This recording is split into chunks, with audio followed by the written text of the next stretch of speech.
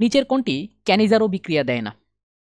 এই প্রশ্নটা সলভ করার আগে ক্যানিজারো বিক্রিয়া নিয়ে আমরা অল্প কিছুক্ষণ কথা বলবো আর কি। ক্যানিজারো বিক্রিয়া কি, কারা দেয় না, কিভাবে কি হয়, একটু অল্প কথাবার্তা বলবো আর কি। চলো। কারণ এই ক্যানিজারো বিক্রিয়া তোমাদের পরীক্ষায় ধরো যে বিভিন্নভাবে আসতে পারে, বিভিন্নভাবে এটা আসতে পারে, বুঝতে পারছো? তো এটা নিয়ে একটু কথাবার্তা বলি।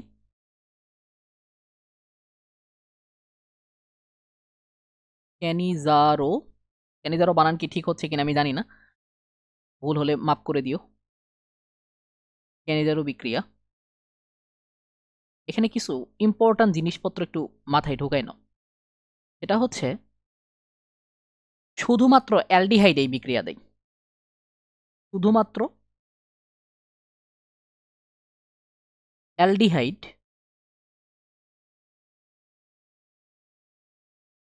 এই বিক্রিয়া দেয়।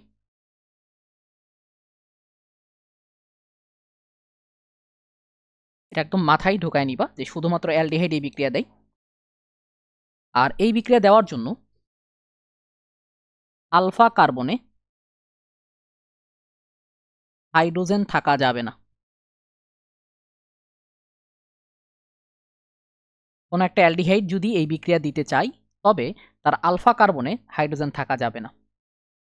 এরপরে দেখবা যে এই বিক্রিয়াটাই তোমার গাঢ় ক্ষার দ্রবণের উপস্থিতিতে এই বিক্রিয়াটা ঘটে।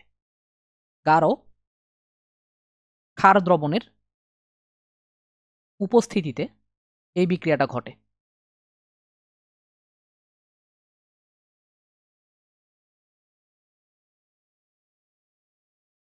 আর আরেকটা জিনিস মনে রাখবা, সেটা হচ্ছে এই বিক্রিয়াটা এক ধরনের অসামঞ্জস্য বিক্রিয়া। এই বিক্রিয়া একটা বা একটি যাই লেখো অসামঞ্জস্য বিক্রিয়া।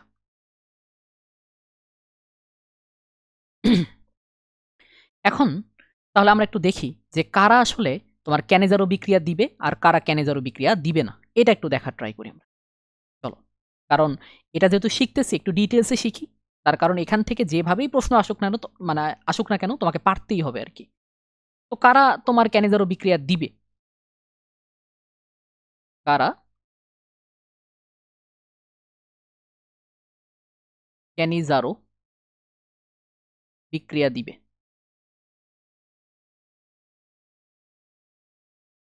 এইটা ভালো করে শিখবা, কারণ এখান থেকে এমসিকিউ প্রশ্ন আসার পসিবিলিটি সবচেয়ে বেশি। তো চলো আমরা লিখি। প্রথমে লিখবো হচ্ছে ফর্মালডিহাইড, প্রথমে লিখবো হচ্ছে ফর্মালডিহাইড। কেন ফর্মালডিহাইড লিখবো? তার কারণ হচ্ছে দেখো ফর্মালডিহাইডে কোনো আলফা কার্বনই নাই, আর আলফা কার্বন যদি না থাকে তো আলফা হাইড্রোজেন থাকার কোনো প্রশ্নই আসে না। দ্যাটস ওয়াই এটা ক্যানিজারো বিক্রিয়া দিবে। এরপরে চলো আমরা লিখি CH3 CHO। দেখো এই যৌগটাও ক্যানিজারো বিক্রিয়া দিবে। কেন দিবে একটু আমি যদি ডিটেলসে বলি তাহলে বুঝতে পারবা তোমরা। দেখো এখানে কার্বনের সাথে 3টা মিথাইল গ্রুপ যুক্ত আছে, তার সাথে CHO যুক্ত আছে। আমরা জানি যে এই যৌগের প্রধান কার্যকরী মূলক হচ্ছে এইটা, আর প্রধান কার্যকরী মূলক যেই কার্বনের সাথে যুক্ত থাকে সেই কার্বনটাকে আমরা বলি হচ্ছে আলফা কার্বন। তাহলে ওই সেন্সে এইটা হচ্ছে আলফা কার্বন। আর এইখানে দেখো এইখানে আলফা কার্বনে কোনো প্রকার হাইড্রোজেন নাই। আর আমি বলছিলাম ক্যানিজারো বিক্রিয়া দেওয়ার জন্য আলফা কার্বনে কোনো প্রকার হাইড্রোজেন থাকা যাবে না। সো এটাও ক্যানিজারো বিক্রিয়া দিবে, এটা মাথায় রেখো। তো চলো আমরা আরেকটু ডিটেলসে যাই। এই যৌগটার নাম হচ্ছে বেনজালডিহাইড। এই বেনজালডিহাইডেও কিন্তু তোমার আলফা হাইড্রোজেন থাকে না। তোমরা এখন মনে করতে পারো যে ভাই আমি কিভাবে বুঝবো এটার ভিতরে আলফা হাইড্রোজেন থাকে না। দেখো বেনজিনটা দেখতে কেমন, এই যে CH CH CH CH CH CH। এখন একান্তর অবস্থানগুলোতে তুমি কি করো, দ্বিবন্ধন দিয়ে দাও, দিলা, এটা হচ্ছে বেনজিন। তাহলে দেখো বেনজালডিহাইড যেটা, তাহলে এখানে এই কার্বনের সাথে CHO মূলকটা যুক্ত আছে আর হাইড্রোজেনটাকে কি করছে, প্রতিস্থাপন করছে। তাহলে বেনজালডিহাইড আসলে কোনটা, এই যেটা C, তার সাথে যুক্ত আছে CHO, CH CH CH H একান্তর অবস্থানে মানে একটা পরপর তুমি হচ্ছে দ্বিবন্ধন দিয়ে দাও। এখানে দ্বিবন্ধন দাও, সিঙ্গেল বন্ড, দ্বিবন্ধন, সিঙ্গেল বন্ড, দ্বিবন্ধন। এইটা হচ্ছে বেনজালডিহাইড। তাহলে এখন দেখো এই বেনজালডিহাইডের প্রধান কার্যকরী মূলক হচ্ছে এইটা।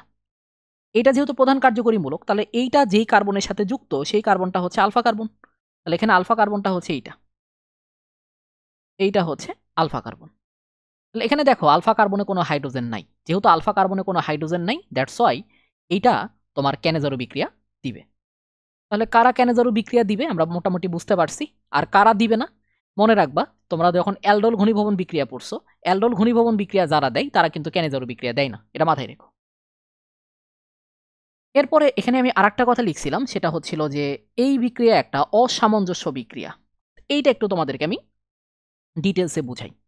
দেখো এই ক্যানেজারো বিক্রিয়ায় কি হবে, 2 অণু তোমার অ্যালডিহাইড নিতে হবে। যেই অ্যালডিহাইডে আলফা হাইড্রোজেন নাই, তাহলে 2 অণু তুমি এখানে কি নিলা, ফর্মালডিহাইড নিলা। 2 অণু কি নিলা, এখানে ফর্মালডিহাইড নিলা। এখন এটাকে তুমি কি করবা, গাঢ় ক্ষারের উপস্থিতিতে বিক্রিয়া করাবা। গাঢ় ক্ষার বলতে এই যে 55 মানে 50% সোডিয়াম হাইড্রোক্সাইড অথবা গাঢ় ক্ষার যা ইচ্ছা লেখো। এইখানে দেখা যাবে যে এক অণু ফর্মালডিহাইড জারিত হয়ে তোমার অ্যাসিড তৈরি করবে, আর এক অণু ফর্মালডিহাইড বিজারিত হয়ে অ্যালকোহল তৈরি করবে। তাহলে বিজারিত হয়ে যে অ্যালকোহলটা তৈরি করবে সেটা হচ্ছে CH3OH, আর এটা জারিত হয়ে অ্যাসিড তৈরি করবে। সেই অ্যাসিডটা আবার কি করবে, তোমার এই সোডিয়াম হাইড্রোক্সাইডের সাথে বিক্রিয়া করে তোমার লবণ এবং পানি তৈরি করবে। তো পানিটা আমি আর লিখতেছি না, জাস্ট লবণটা লিখতেছি। এক কার্বন বিশিষ্ট অ্যালডিহাইডকে তুমি যদি জারিত করো তাহলে তুমি এক কার্বন বিশিষ্ট অ্যাসিড পাবা। তাহলে ওই এক কার্বন বিশিষ্ট অ্যাসিডের লবণ হচ্ছে এটা। তাহলে বিক্রিয়াটার দিকে তাকাও। এই বিক্রিয়ায় একই অণু ফর্মালডিহাইড একবার জারিত হইছে আর একবার কি হইছে, বিজারিত হইছে। আমরা পরিমাণগত রসায়ন যখন তোমাদের পড়াইছি তখন বলছিলাম যদি একই পদার্থের একই সাথে জারণ এবং বিজারণ সংঘটিত হয় তবে ওই জারণ বিজারণ বিক্রিয়াকে আমরা অসামঞ্জস্য বিক্রিয়া বলতে পারি।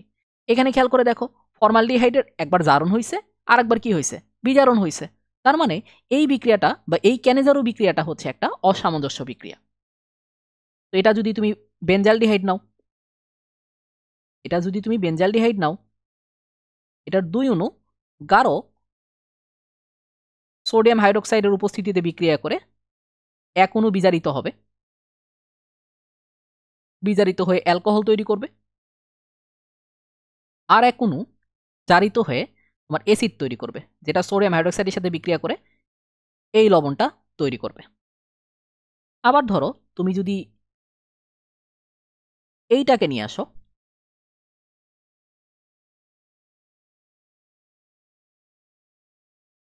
এইটাকে যদি তুমি গাঢ় সোডিয়াম হাইড্রোক্সাইডের উপস্থিতিতে বিক্রিয়া করাও তবে তুমি এখানে দেখা যাবে এক অণু বিজারিত হবে, এক অণু জারিত হবে। যেটা বিজারিত হবে সেখান থেকে তুমি যেটা পাবা সেটা হচ্ছে এরকম,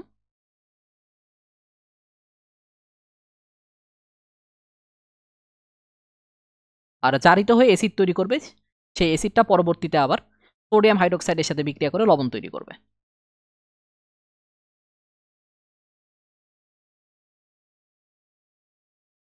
এই যে আশা করি তোমাদেরকে আমি ক্যানেজারো বিক্রিয়াটা ভালো মতো বুঝাইতে পারছি। তাহলে এটার অ্যান্সার কোনটা হবে, দেখো কোনটি ক্যানেজারো বিক্রিয়া দেয় না, যেইটার ভিতর আলফা কার্বন থাকবে মানে যেই অ্যালডিহাইডের ভিতরে আলফা কার্বন থাকবে সেই অ্যালডিহাইডটাই ক্যানেজারো বিক্রিয়া দিবে না। এই যে দেখো এইটার ভিতরে আলফা হাইড্রোজেন আছে, মানে আলফা কার্বন থাকলে তো হবে না, আলফা হাইড্রোজেন থাকতে হবে না। আলফা কার্বনে হাইড্রোজেন যদি থাকে তাহলে সেটা হচ্ছে ক্যানেজারো বিক্রিয়া দিবে না। তাহলে এখন খেয়াল করে দেখো এখানে একই জিনিস দুইবার কেন লিখছে জানি না, এখানে অন্য কোনো কিছু ছিল মনে হয়, এটা মেবি ফর্মালডিহাইড ছিল, সরি। তো ফর্মালডিহাইডে আলফা তোমার হাইড্রোজেন নাই, সো এটা ক্যানেজারো বিক্রিয়া দিবে। এটাও আলফা হাইড্রোজেন নাই, ক্যানেজারো বিক্রিয়া দিবে। এটাও আলফা হাইড্রোজেন নাই, ক্যানেজারো বিক্রিয়া দিবে। এইটার ভিতরে তোমার আলফা হাইড্রোজেন আছে, এইটার ভিতরে আলফা হাইড্রোজেন আছে, তার কারণ হচ্ছে এইটা আলফা কার্বন, আর এটা আলফা কার্বন হওয়ার কারণে এই আলফা কার্বনে 3টা হাইড্রোজেন যুক্ত আছে, সো আলফা হাইড্রোজেন এখানে আছে, এটা বিক্রিয়া দিবে না। এটা তাহলে কি করবে, হ্যালোফর্ম বিক্রিয়া, সরি তোমার অ্যালডোল ঘনীভবন বিক্রিয়া দিবে। এটা হচ্ছে অ্যালডোল ঘনীভবন বিক্রিয়া দিবে। কারা অ্যালডোল ঘনীভবন বিক্রিয়া দেয়, যাদের আলফা কার্বনে হাইড্রোজেন বিদ্যমান থাকে। আর কারা তোমার ক্যানেজারো বিক্রিয়া দেয়? যাদের আলফা কার্বনে হাইড্রোজেন থাকে না, এটা মাথায় রাখবা।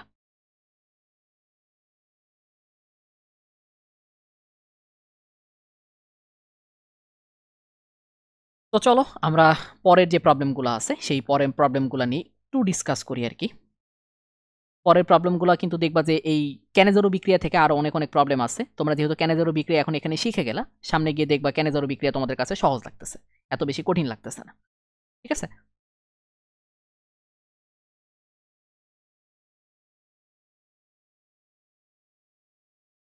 ওকে, আমরা চলো পরের টপিকগুলোতে চলে যাই।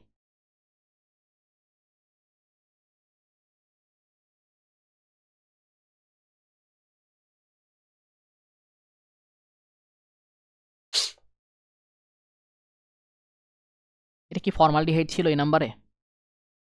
চেক করে দেখতে পারলেও হয়তো, আমার কাছে তো এখন বইও নাই করে দেখবো। আচ্ছা তোমরা একটু চেক করে দেখো তো ভাইয়া যে এটা ফর্মালডিহাইড ছিল কিনা। ওটা ফর্মালডিহাইডই থাকার পসিবিলিটি বেশি, কারণ একই প্রশ্ন তো দুইটা উত্তর দিবে না। তো আমাদের যে ইঞ্জিনিয়ারিং কনসেপ্ট বুক সলভ কোর্সটা আছে, এটা নিয়ে একটু তোমাদের কথা বলি। আমাদের ইঞ্জিনিয়ারিং কনসেপ্ট বুক সলভ কোর্স রসায়ন আছে। এই কোর্সে আমরা এইচএসসি 24 ব্যাচকে যে কনসেপ্ট বুকটা উদ্ভাস দিছে, সেই কনসেপ্ট বুকের A to Z খুব সুন্দর মতো সলভ করাইছি। তোমাদের কারো যদি কনসেপ্ট বুক সলভিং কোর্সের প্রয়োজন হয়, তোমরা এই কোর্সটা নিতে পারো। এই কোর্সে টোটাল 47টা ক্লাস আছে, আর সবগুলা ক্লাস আমি নিছি। কোর্স ফি হচ্ছে 1500। ভর্তি হওয়ার জন্য তোমরা এই নাম্বারে রকেট অথবা বিকাশে সেন্ড মানি করবা, করে আমাকে জানাবা।